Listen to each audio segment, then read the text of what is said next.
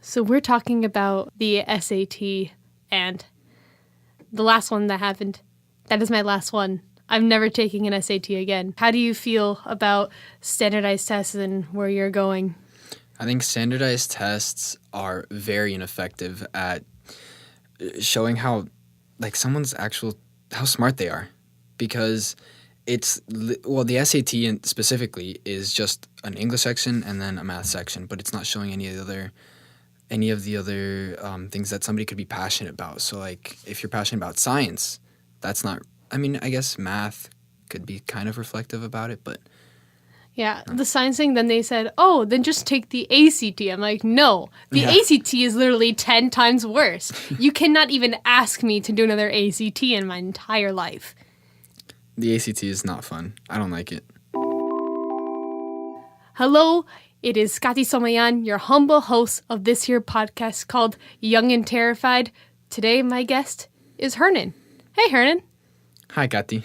So, Hernan, how have your 24 hours that have just passed been? Hectic. I went over to a friend's house. I just thought we were going to get food. And then I would drive home and just play video games until I passed out. And then turns out we actually drove all the way to Dadeland, which is like 45 minutes away from his house.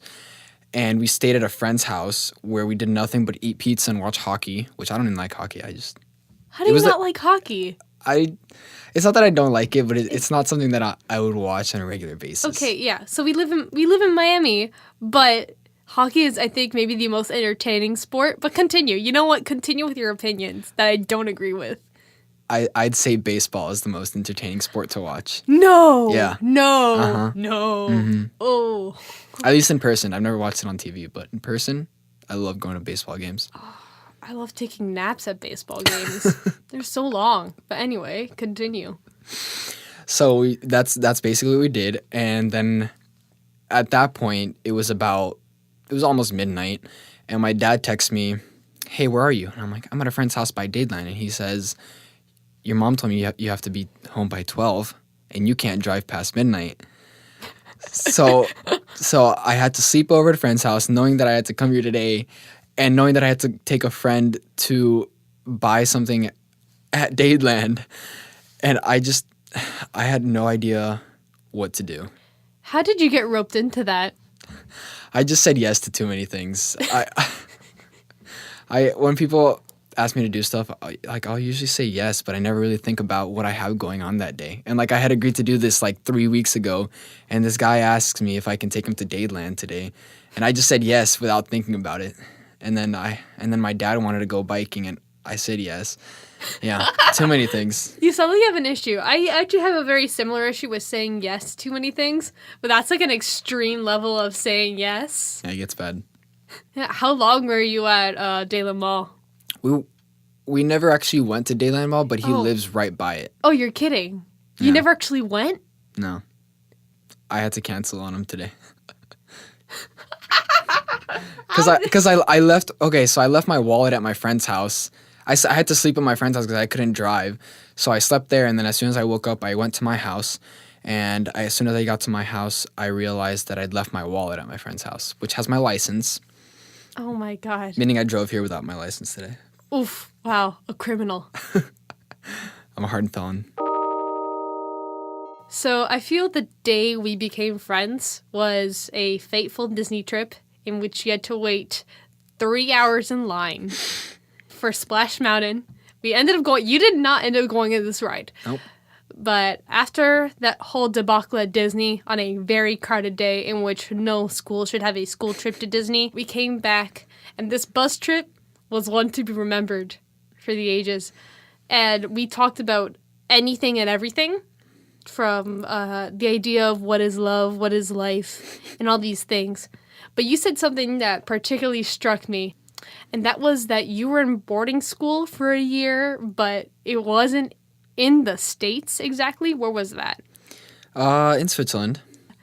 So, when you said that, I was very intrigued by, okay, I know nobody that has ever gone to boarding school, and not only have you been to boarding school, but it was also in Europe, specifically Switzerland. And I'd like to ask you about that experience. So, when were you in boarding school in Switzerland?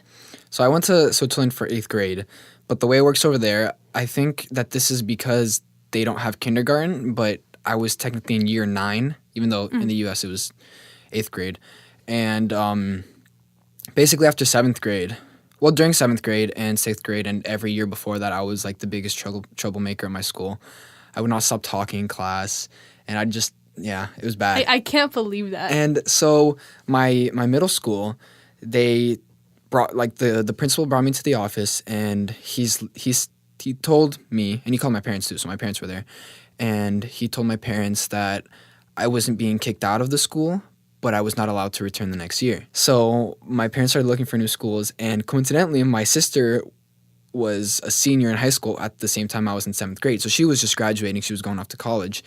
And my parents wanted to take a trip around Europe for a year, and they couldn't just leave me all alone in Miami. So they said, why don't we just send him to boarding school in Europe? Because that's just what happens when you just can't leave your kid in Miami. So my sister goes off to university. My parents go on a trip around Europe, and I'm in boarding school in Switzerland. Okay, and how did you feel about the initial being told, oh, you're going to Swiss boarding school? My parents had joked about it for a while. Like, they've been joking about it since about, 5th or 6th grade, and I never believed them. We'd just laugh it off. And maybe 2 weeks or 3 weeks before I left to Switzerland, that's when they told me. So I had, 2 weeks' notice. At first, I thought they were joking, obviously. And when I realized that it was true, I made their life terrible because I did not want to go. I was just the most rebellious kid in those 3 weeks. I would not do anything they told me because I was just so furious. I didn't want to go. I didn't want to leave. It was horrible. And obviously I know my reaction was very over the top now, but I thought that I would hate it. Actually, I loved it. Yeah. So what changed in you when you're at school that made you go from hating it to loving it? Well, I think it's the people that I met there, because I met some really good friends that I actually haven't talked to in a while now. But at the time, that they were my best friends, and they were absolutely amazing. I just love the people there, and that's literally what changed my mind, just the people. So about the actual education, what was different from your experience of learning in Europe from education in America? Well, the school, education-wise, is terrible. Or it was terrible. I don't know about now. But just the education was terrible, and I didn't care about school, so I didn't really pay attention in class. I kept decent grades, but yeah, the education compared to America, it's very similar. It was a British boarding school, so It was taught in English, and it was very similar. Like we did the same things. We did projects. They gave us homework and notebooks. We wrote down notes. They lectured. Basically the exact same as the U.S. Not really much different. It's funny because the stereotype you have in mind with boarding school is obviously British kids and those prep uniforms. Yeah. And was there anything like a dress code they had to follow? Yeah, the dress code was long dress pants. For guys, it was long dress pants, a long button-down white shirt, long sleeve shirt, and a blazer and a tie. And, it was good because Switzerland's cold, so we had 2 layers of clothing, and it was, I was warm. And that was the dress code. For girls, they could wear skirts. And then as soon as you got to year 11, then you could start wearing polo shirts and shorts. Yeah. So was it year-round cold, or was it just... No, it got hot at times. It would get really hot, like Miami level hot. Not Miami summer level hot. Oh my God, no. But, Miami summer level hot. Yeah. It's not living. It's... Yeah, it's like Miami in the fall. Really? It got pretty hot. So what aspects of boarding school do you miss, and which ones do you not miss at all? It's thank God that that's not a part of my routine today. What I don't miss is the cold, because the cold is the bane of my existence. I hated it. Whenever, you know how when your fingers get really cold and then you hurt them, it just amplifies it by like 100 times. That would happen all the time. And that's definitely what I don't miss, the cold. I also don't miss the teachers because they were terrible. Not at teaching, but they were just people, terrible people wise. What I do miss my friends, and I also miss getting up at 9 a.m. every morning, because here we get up at 7, maybe like 6:30. There we would get up at like 8 a.m. and we would get into class by 9 a.m. and we'd get released by 4:30, but I had so much more sleep. It was amazing. So you were only at this boarding school for 1 year, and you eventually came back to America for high school, and that's around the time that we were in the same school, but we did not know each other. Mm-hmm. How was your transition back into American education? Not good. It was really similar to the way that I was when my parents first told me that I was going to Switzerland. You know how I rebelled terribly and I just hated school and I hated everything. Well, I loved it there and I wanted to stay, but my parents, they did not want me to stay. They wanted to go back because they were so done with Europe. They were done with the cold. They just wanted to go home and they were bringing me with them. So they forced me to come back and I really wanted to stay. So once again, I was a terrible child at that point. I just hated everything and I bombed my freshman year as a result. I was in, I think I was only in 2 honors classes. The rest were regular. And I got straight C's and B's, like low B's, low C's. Bombed. Yeah. Bombed those classes with B's. For me, that's bombed, and my GPA suffers even today because of it.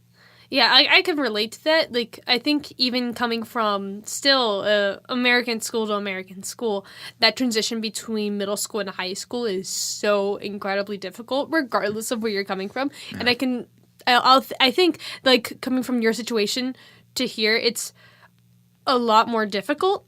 Yeah. Like already, like you're trying to catch up with, okay, this is the workload for a high school. Like this is a high school workload and you feel it. And you said that this Swiss school wasn't really that great as far as education. So overall, that experience, how has that changed you? What have you kept from that experience? And what do you think is going to stick with you going forward? Well, I think one thing that has stuck since then is that I've become very argumentative, and I've become good at arguing with people, because over there they had really strict rules. Like every night we had to turn in our electronics. Oh wow! And they would lock them in this huge metal, like this. It's just this huge metal cupboard, and there were strict dress codes. We had to be in our rooms in bed by like 8 p.m. or 9 p.m. And it was really strict. So a lot of the time I would stick up for a lot of my friends when I felt like they were being treated unfairly by the rules specifically. I was really rebellious, to say the least. I just didn't want to stick to the rules at all. So I argued a lot and I got really good at it.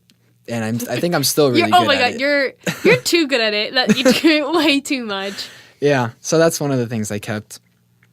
I think that's the biggest thing. I make my bed every morning now because that was one of the rules there, so that stuck, and I'm really happy about that because that's a good life quality to keep.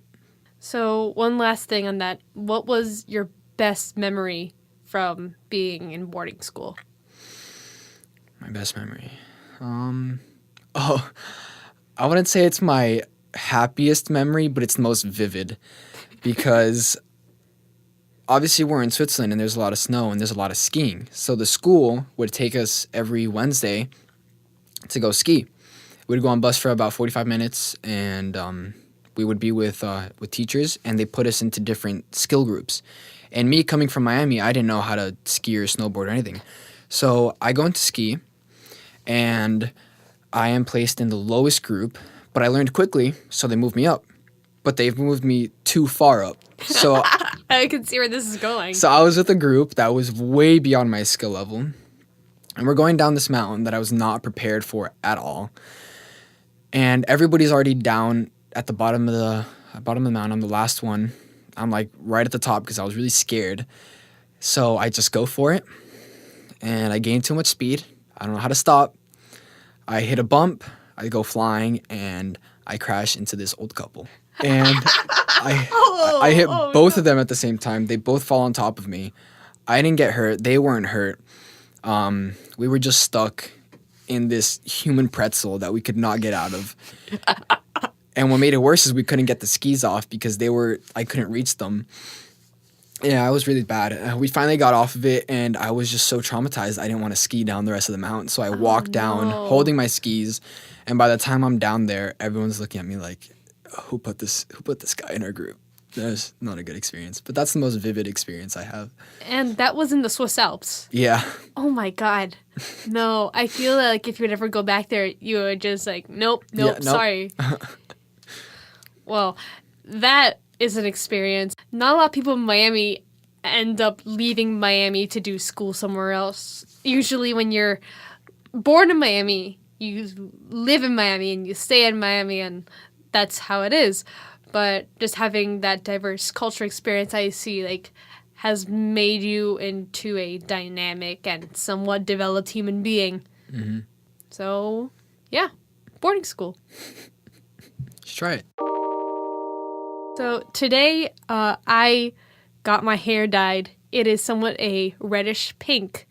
Then you walk in and you tell me, oh, wow, your hair is black. And I'm like, no, silly, it is red and pink. What are you talking about? And he's like, no, it's black. And then I realize, oh, wait, you're colorblind. And you've spoken about this to like us, like our friend group in the past, like in a group. But at what age did you find out that you were colorblind? I found out I know it was in middle school. It was about maybe 5th or 6th grade. In my geography class, we were assigned a project that involved a lot of coloring. Obviously it's geography, so we were probably coloring a map or something. And for the U.S. portion of it, every state had a specific color, and I could not figure out which color was which for the life of me. I had to read the little letters on the crayons. Like, this one says brown. Oh, that one's brown then. And I just couldn't figure it out. So my mom realized this, and she gave me a colorblind test online. We just looked one up. And sure enough, I was colorblind. Yeah. Glory of the internet just tells you what is and what isn't. So what aspects of your life have been affected by colorblindness? Well, coloring projects are very hard. Last year in physical science, it was, not fun. Basically, it doesn't really affect me very much in day-to-day life. Like, it's not debilitating in any way. It's just, it's more of like this cool aspect of my life that it comes up in conversation and people get really interested about it because they don't know that many people who are colorblind, which they probably do, because isn't like every 7 out of 10 men colorblind or something like that? I have no idea that statistic. It's a lot of men that are colorblind. Did you know that 99% of statistics are made up on the spot? Yes, I do. So colorblindness doesn't affect you in like day-to-day life, but what are like the little things, just the little gripes that you have that just it affects, and it's like, oh, why? The biggest thing it affects is school, those coloring projects. But the one thing that I hate about it is just when people find out that I'm colorblind, their very first question and their second and their third, all the way, it goes on for like 10 minutes where they're just looking around and they're asking me, what color is this? What color is that? I'm like, I'm not blind. I don't just see black and white. I see the color, but I have no clue what it is. Or I see the wrong color. Or I see two colors as the same one. But it's not like I see in black and white. And it's just on and on and on. What color is this? What color is that? Yeah, what type of color blindness do you have? So it's the one that I have is called deuteranopia, and it's a red-green color blind. Don't laugh, I see. It sounds like dude, nope, yeah. So I have to. It's a red-green colorblindness. So basically, red and green I confuse a lot. I confuse green and brown, yellow and orange, sometimes red and pink. A lot of the times when I see pink, other people tell me that it's red, or I see red and other people tell me that it's pink. It's really weird, but I see red a lot easier than pink. We were playing Uno the other day, and that game lasted like 2 hours, but you had some sort of like issue, like seeing the colors and saying the yellow was like, no, that's orange. Yeah. No, that's orange. Have you seen the lighter card Unos? Like, there's like Uno cards that are like much lighter, and they're kind of pinkish. I don't think so. I have some. I'll show you after the show. But I feel like you would have the biggest trouble with those because, like, the Uno colors, they are pastel versions of the Uno colors. So there's like this huge color movement now with making everything pastel. And clothing shopping, a lot of it now is a lot of pastels. How do you feel about, like, getting clothes and stuff? Well, I don't buy my own clothes. My mom buys all my clothes. Really? Yeah. I just tell her what I need, and she'll go out and get it for me. So apt. So apt. So I wear glasses, and I've been wearing glasses since, like, 7th grade, so I can understand, like, people saying, like, ooh, like, how many fingers am I holding up? I'm like, 37. Like, yeah. Yeah, like, do you feel like that same issue with, like... No, it's like I see like purple and it's like green. It's like just to mess with people. Yeah, people always ask me when they find out that I'm colorblind, they, for some reason, assume that I see only in black and white. I'm like, no, that's not how it works. There is obviously people that are colorblind like that. I forget what it's called, but there's another silly long word for it. But I do see the colors, but I see them way more. I see them differently, to say the least. I mix up colors a lot. I just confuse them. They look the same. So like red and pink sometimes are the exact same color to me. That's basically the biggest thing about it. It's a lot of people don't know that that's what colorblindness is mostly like. They just assume that it's black and white. Yeah, I feel bad for dogs. Yeah, because they only see black and white. Yeah, poor thing. Do you think like, so us humans, we see colors, and then there's obviously the few people that see them very differently, and even fewer people who see black and white. Do you think there's dogs, the majority of them see in black and white, but there's those few small minority that see color? There's a movie in there. There's definitely a movie idea in there. What would you call that movie? Let's see. I have no idea. It would be, okay, no. It would be one of those Air Bud movies, but like Air Bud finds out that he can see all the colors, and that's how he's so good at basketball. The colors allow him to play basketball. Yeah. There we go. Whatever movie distributor that came up with Air Bud, we just have your ideas just right here, and it's waiting. So call us up whenever you need us. We've got a blockbuster film on the way. It's coming. Hey guys, it's Katy Someillan, your humble host, back at you with another housekeeping for this week. First off, I'd like to thank all of you for listening, and thanks to Hernan for coming on. It was really great having him on. You can find us on YouTube. You can subscribe to the podcast. You can ring the bell and make sure that the notifications are for all our posts, because now YouTube does this weird thing in which it only notifies you for some things. It's weird. But you can subscribe and you can like this episode. As well as that, you can go on iTunes, you can subscribe to the podcast, and you can leave a rating, which really helps the podcast out and brings the podcast to other people. You can find us on Twitter at young_terrified.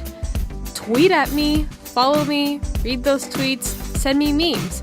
Do all those things. On Snapchat, you can find me at Katysom, that is KATYSOME. And for a limited time, and this is completely new, I have made pins. Yes, the podcast has pins. Now you may be asking me, how do I get these pins? Now, I'm not going to make y'all pay for some pins that are smaller. Rather, you can share the podcast to someone, whether it be through Twitter or Snapchat or even in real life. You're going to either take a screenshot of your Snapchat, tag me in your Twitter, or send me a video of you sharing this podcast in real life, DM it to me on Twitter. Then I will send you a Google Forms, you'll fill out your address, and I will get these pins to you. Now, this is a very limited offer. Very limited, but do these things, get your pins, and show your support for a small local podcast you love, which is this one, Young and Terrified, and I hope it's not any other one. But yeah, thanks to Hernan for coming on. Thanks to all of you for listening. Hope you participate in this pin madness. And let's get to the rest of the show. And we are back, thanks to me in the past who did all those messages. But right now, Hernan, I have a question to ask you. And that is, if you can take any city, absolutely decimate all the city planning, and then build it from the ground up, what city would it be, and what would you change? The city that I would destroy and completely rebuild would be Beijing. Really? Yes. Very unrealistic, but it's a plan. We would keep all the skyscrapers. Mm-hmm. Everything, all those expensive parts we would keep. But the one thing that we would change is we would build a dome around it. A dome? Yeah. Why a dome? Because of all the pollution. Okay, but that's like a pollution trap. Hold on. Wait. I'm not. I was thinking of like maybe sending the people out of the city when the city's being decimated. I'm not done. Okay, continue. We'd build a dome. We would remove all of that pollution inside. We would also remove all the people. And then after that, we would destroy the dome again. It seems counterintuitive because all the pollution would come back in, right? I mean, the pollution would be released. Yeah, because if you're building the dome, then you're trapping the pollution inside. Wait, are you stopping the factories? Yes. Okay, so factories because the only thing we're not destroying are the skyscrapers. Oh, okay. So the factories are being destroyed, and then we're removing the pollution from inside the dome. So it's like you're ventilating a city? Yeah, exactly. Okay. Then all the people are removed from Beijing. They're just anywhere else. After we would destroy the dome again. Well, we would destroy the dome years later, when the pollution is a lot worse. All the pollution comes back in, right? We put all the people back in, but at that point, the people were already accustomed to the pollution from any other city, but it would take a while for that to come back. So it's like a breath of fresh air, you know what I mean? I don't know if that's actually how it works. The plan is like so convoluted and hard to follow, but it makes sense in a way because what you're doing is so once you take out the factories, you make the dome, but isn't like the residual like fossil fuels and all like the pollution still trapped inside technically? No, because you ventilated the dome, right? So everything's gone. How do you ventilate the dome? Fans. Very big fans. I'm just imagining a dome lined in like wall fans, like the ceiling fans. You're just like running all at once, and like how much energy you would need to run all these fans. Well, you're not using all that energy for the factories anymore. You get all the citizens that are no longer living in the city to work the fans. How would they work the fans? Bicycles. I knew you were going to say bicycles. Fine, treadmills. Okay. I think the bicycle idea works better because treadmills would already need, like, some sort of energy. No, there's treadmills that don't... That work on, like, use power, no? Human... They're kind of like in a U shape. Not exactly in a U shape, but they're kind of bent. And you run on it, and then the belt that you're running on has drag, so it's a lot harder, but it's producing electricity. it's impossible when it makes sense. Mm-hmm. It makes so much sense, but it would also kill the economy, and also the global GDP would go down so far. And we could.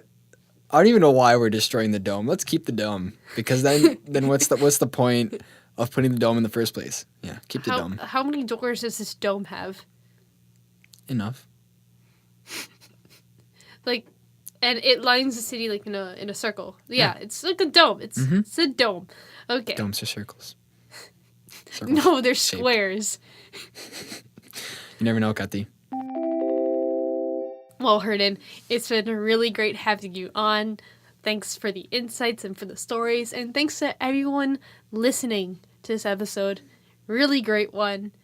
And to end us off on a final note, where do you see yourself in 5, 10, 20 years? In 5 years, I see myself in Boston, because Boston, Massachusetts is the place where I want to go for college. In 10 years, I will start my own business. I don't know what the business is yet, but I will be my own boss. That is my life goal.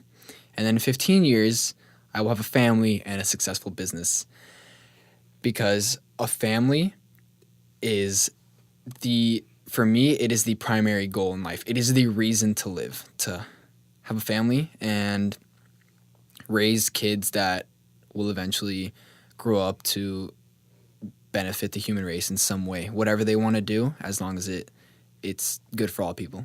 And are you thinking of like having a dynastic like formation for this business? Like your child is going to be like the boss, and then like the kid's gonna be the boss, and like so on and so forth. I mean, if they want to inherit my business, go ahead. I'd be so glad to pass it on. But if they want to go and do their own thing, that's up to them. And what exactly would you want to study in Boston? I am stuck between industrial engineering and law.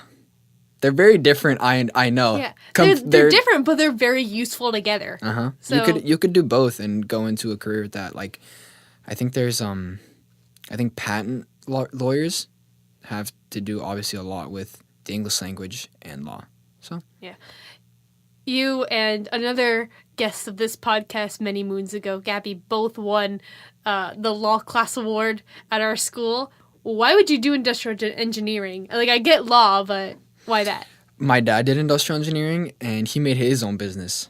So the safe route, it's a relatively successful business. Like, he earns well. It would be the safe route, honestly, because I don't see that business going south anytime soon. So also he could give me all the tips and tricks on how to run that business successfully. It's the safe route. If I want to go my own way into law, being a successful lawyer is very hard. It is very difficult to be successful in the law field. Whereas if I just followed in my dad's footsteps, it'd be safe. Well, it's been great having you on. Once again, thanks for being on. Thanks to everyone listening. All the links you heard about on the break, they're all in the description. And until next time, I hope you have a really nice day. Goodbye.